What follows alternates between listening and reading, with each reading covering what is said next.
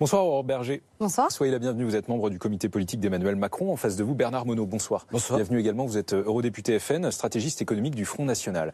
Dupont-Aignan fait ce qu'il avait dit qu'il ne ferait pas. Marine Le Pen ne fera pas ce qu'elle avait dit qu'elle ferait. Finalement, qu'est-ce qui vous distingue du système ? Écoutez, c'est des alliances. On a le droit aussi de s'allier entre patriotes. Pourquoi ce ne serait pas le cas ? Les mondialistes le font et nous aussi, côté patriote. Donc vous êtes tous pareils, entre guillemets, il n'y a pas de système d'antisystème. Ça veut rien dire, ça veut rien dire. Regardez l'UMPS qui s'est rallié à M. Macron, justement pour garder leur place et leur prébande. Non mais c'est ce que je dis finalement, vous faites voilà. comme eux. Sauf que nous sommes dans l'opposition, monsieur. Donc avec la volonté de conquérir le pouvoir, bien entendu. Sur l'alliance en elle-même, quelle est la logique même de cette alliance ? Au-delà des accords d'appareil, quoi. D'avoir une plateforme de gouvernement avec un programme commun. Ils se sont entendus sur quelques points très précis, mais de toute façon, le programme était déjà relativement proche les uns des autres. Cette alliance, Aurore Berger, vous la macroniste, si j'ose dire, elle vous inquiète ou pas ? Alors, elle ne m'inquiète pas, c'est finalement une clarification de la part de Nicolas Dupont-Aignan, en tout cas de sa part à lui personnelle, puisqu'un certain nombre de gens de son propre parti, notamment le vice-président de Debout la République, a annoncé qu'il démissionnait de ses fonctions. Debout la France, oui, c'est vrai, pardon, a annoncé qu'il démissionnait de ses fonctions. Voilà, mais moi je suis pas sûre que ça passionne les gens, les histoires d'arrière-boutique entre l'extrême droite. Voilà. C'est au minimum un symbole, vous pouvez pas le nier. Jusqu'à présent, il n'y avait pas eu d'alliance comme ça. Mais quel symbole ? Celui de négocier des circonscriptions pour les candidats de Nicolas Dupont-Aignan, celui d'éviter à son parti la banqueroute parce qu'il n'a pas réussi à faire 5% aux élections présidentielles. C'est ça la vérité de cet accord. Et puis des renoncements, des reniements de la part de Marine Le Pen, vous les avez soulignés. Qu'est-ce qu'elle fera, qu'est-ce qu'elle ne fera pas ? En fait, on ne peut pas lui faire confiance, puisqu'elle change à une semaine de l'élection présidentielle, ce qui était au cœur de son projet. Est-ce que c'est le nouveau projet ou est-ce que c'est l'ancien auquel il faut se fier ? Sans compter Nicolas Dupont-Aignan, qui avait dit tellement de mal de Marine Le Pen et qui ose se revendiquer de l'héritage gaulliste pour mieux se jeter dans les bras de ceux qui avaient condamné et combattu le général de Gaulle. Je rebondis sur ce que dit Aurore Berger, parce que c'était ma prochaine question, ça tombe bien. Si Marine Le Pen est élue, Bernard Monod, son Premier ministre sera celui qui, pendant plusieurs années, a martelé qu'il n'avait rien à voir avec elle. C'est pas un peu gênant en termes de cohérence ? Pas du tout. Mais d'abord, je voudrais quand même réfuter le terme d'extrême droite de mademoiselle Berger, parce que les patriotes sont des gens qui défendent d'abord les intérêts de la France et des Français. Voilà. Donc ça, je vois pas en quoi. Je vois pas en quoi. Sur l'échiquier politique, Mélenchon est à l'extrême gauche, vous êtes à l'extrême droite. Je trouve infamant la présence de Monsieur Macron à Oradour-sur-Glane. Voyez, parce que pendant toute la Ve République, aucun homme politique n'a eu l'outrecuidance d'être présent à Oradour-sur-Glane parce qu'il y a une question. On reviendra sur cet aspect-là de l'histoire qui s'est mise dans la campagne. C'est le vrai sujet. Quand vous allez sur les façades d'Oradour-sur-Glane, on va y revenir, Bernard Monod. Et recueillement, voyez.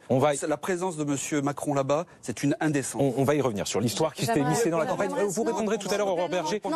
S'il vous plaît, on mélange pas tout parce que sinon on va rien comprendre. C'est le vrai sujet. On va y revenir tout à l'heure. On va également parler du déplacement demain au mémorial de la Shoah d'Emmanuel Macron. Tout à l'heure. Désolée, j'aimerais y revenir parce que c'est vous allez répondre tout à l'heure. Non, je suis désolé, c'est moi qui mène ce débat et on va y revenir tout à l'heure. Sinon, on comprend plus rien. C'est pour le téléspectateur que je me permets de dire ça. Sur les 6 points qui scellent l'accord, il y en a un qui attire plus l'attention que les autres, celui sur la sortie de l'euro, qui n'est pas un préalable à toute politique économique, est-il écrit. En clair, la sortie de l'euro est mise de côté pour l'instant. Non, c'est pas mis de côté, c'est une question d'enchaînement de processus. C'est-à-dire que il y a des séquencements, voilà. Donc Marine Le Pen, si elle est élue le 7 mai, à partir de là, on lancera un processus de sommet européen avec nos partenaires de l'Eurogroupe. Donc les Marion Maréchal Le Pen aujourd'hui a dit que ça pourrait prendre plusieurs années. Ça veut dire que ça interviendra peut-être après le mandat de Marine Le Pen ? Non, pas forcément 5 ans, mais en tout cas, nous allons négocier un paquet de mesures qui touchent la monnaie, qui touchent la dette, donc le budget, qui touchent le système bancaire, et bien d'autres mesures comme la politique agricole commune, la directive travailleurs détachés, etc. Ce sera un package de négociations que nous allons apporter avec des alternatives, notamment en ce qui concerne l'euro.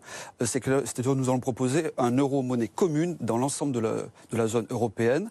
En quelque sorte, c'est l'époque où nous avions le SME, le système monétaire européen. Ça, je vous cache pas que c'est pas très clair. Attendez, c'est pas très tout le clair. monde a connu. Les Français paieront en euros ou en francs.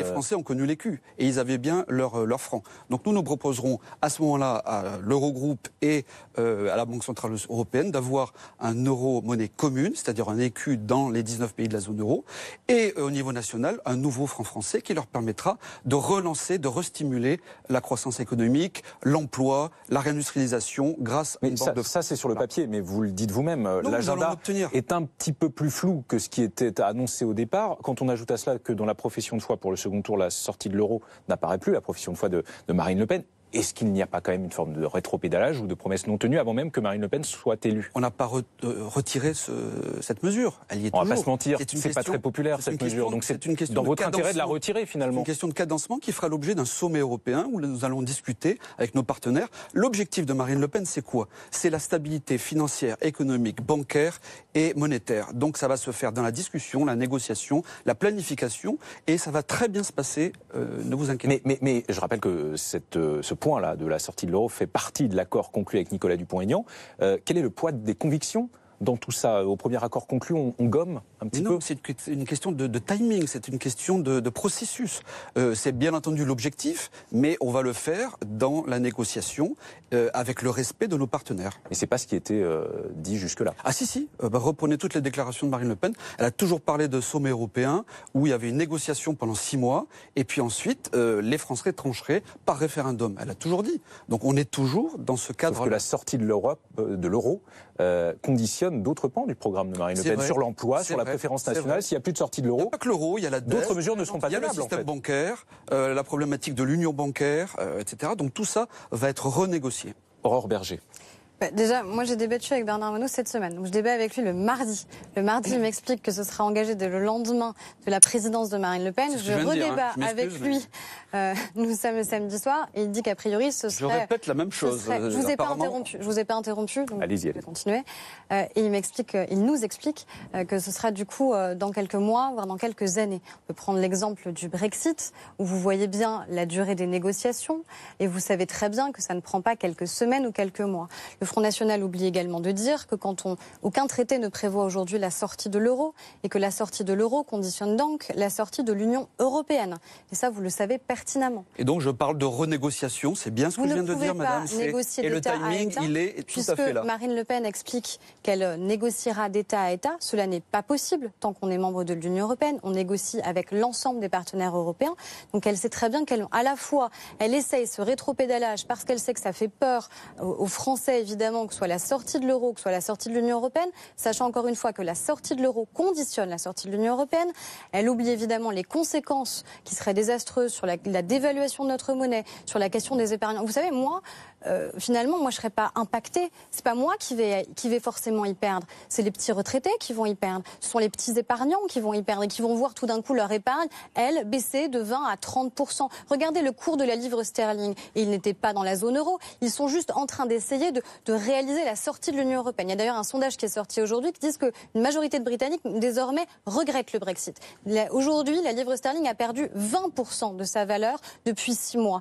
Qu'est-ce qui se passera demain pour le soi-disant franc si jamais on sort de la zone euro et donc de l'Union européenne? Dans une interview aux Parisiens aujourd'hui en France à paraître demain, Marine Le Pen revient, semble-t-il, sur sa position sur l'euro. Elle réaffirme son souhait, si elle est élue, de maîtriser notre monnaie, car pour elle, l'euro est mort. C'est exactement ce que je viens de vous dire. Voilà. Non, il y a une ambiguïté. Pas sûr de très bien comprendre dans votre programme, le positionnement. C'est important, Bernard Monod, parce que c'est quand même l'une des promesses phares de Marine Le Pen jusqu'à présent. Oui, mais c'est ce que je viens de vous dire. Rien n'est changé, c'est une question de cadencement dans des négociations avec une ouverture de sommet européen. Je viens de vous le dire, et c'est ce que je disais déjà en début de semaine. Alors, rien n'a changé. François Hollande. Mais je voudrais quand même répondre, parce qu'il y a beaucoup de sottises qui ont été dites là. Très vite, parce qu'après, on n'aura pas le temps d'aborder sur les retraités, par exemple. Justement, Mademoiselle Berger ne parle pas de la hausse de 1,7% de la CSG, qui va frapper directement les retraités de la classe moyenne, et vous le savez très bien. Ça, vous n'en parlez pas. Et puis, quant au Royaume-Uni, aujourd'hui, ils ont une effectivement une livre sterling qui a diminué, et tant mieux. De 20%, oui. Et tant mieux, parce que du coup, ça permet... Oui, ça permet aux exportations. Ça permet justement aux exportations de décoller. Et puis je vous rappelle qu'ils ont quand même le plein emploi. Commerciale de la Grande-Bretagne est formidablement mieux depuis. Le Royaume-Uni a, le plein emploi et une croissance à plus de 2%. Voilà. Ce qui n'est pas le cas de la France. Mais ce qui est le cas d'un certain nombre de pays qui sont dans la zone euro, et vous le savez bien. Combien? Dites lesquels? Mais moi, j'aimerais bien que vous me donniez un seul. Vous parlez lesquels? Donnez-moi un seul exemple d'un pays qui a mis l'extrême droite au pouvoir et qui a réussi. Extrême droite, c'est faux, madame. Un seul exemple. Mademoiselle. Mais donnez-moi un seul exemple d'un pays qui a mis l'extrême droite au pouvoir et qui a réussi. C'est ça que vous promettez aux Français. Apprenez votre histoire de France avant de parler. Je voudrais que l'on revienne sur l'histoire, justement, puisque vous en parlez. Je veux bien qu'on parle de l'histoire. Cette semaine de l'entre-deux tours a été marquée par l'histoire qui a fait son apparition. Emmanuel Macron s'est rendu hier à Oradour-sur-Glane, tandis que le président par intérim du FN a dû quitter son poste. Jean-François Jalc est accusé d'avoir tenu des propos négationnistes. Emmanuel Macron se rendra demain au mémorial de la Shoah. C'est une manière indirecte de mettre la lumière sur une forme de côté obscur du FN, de son histoire. Il n'y a pas de côté obscur, c'est la vérité sur l'histoire du Front National. Bernard Monod, d'ailleurs, regrettait encore il y a peu dans des déclarations qu'on ait été trop sévère avec le maréchal Pétain. Moi, je ne fais pas partie des pétainistes nostalgiques, vous voyez. Et en effet, que le Front National est nommé en président par intérim quelqu'un qui a tenu des propos négationnistes. C'est-à-dire qui a remis en cause... soutenu par les socialistes. Les socialistes vous mettez sur le même plan les socialistes et des négationnistes. Qui ont mis Pétain au pouvoir en 1942. Vous êtes sérieux de mettre sur le même plan le Parti socialiste avec des ils ont signé l'accord de Munich en 1938. Il faut arrêter de mélangez pas tout, apprenez votre histoire de France. Je connais très bien mon histoire de France et je connais bien l'histoire du Front National. Apparemment, vous l'avez revisité alors. Je ne revisite pas l'histoire. Moi, justement, monsieur, faites attention aux termes que vous employez. Et en effet, je pense que c'est important qu'on se souvienne d'où on vient, qu'on se souvienne d'Oradour-sur-Glane, qu'on se souvienne de l'histoire et notamment qu'il aille demain au mémorial de la Shoah. Pour vous, c'est important, à 8 jours et demain à une semaine du second tour, de se rendre au mémorial de la Shoah. Hier, à Oradour-sur-Glane, c'est pas intéressé, ce genre de déplacement? Il y a une journée nationale, monsieur, demain, sur la déportation. Il y a une journée nationale qui commémore en France ceux qui sont morts en déportation. Je pense que ça peut être important, du coup, de se rendre sur le mémorial de la Shoah pour honorer ceux qui sont morts.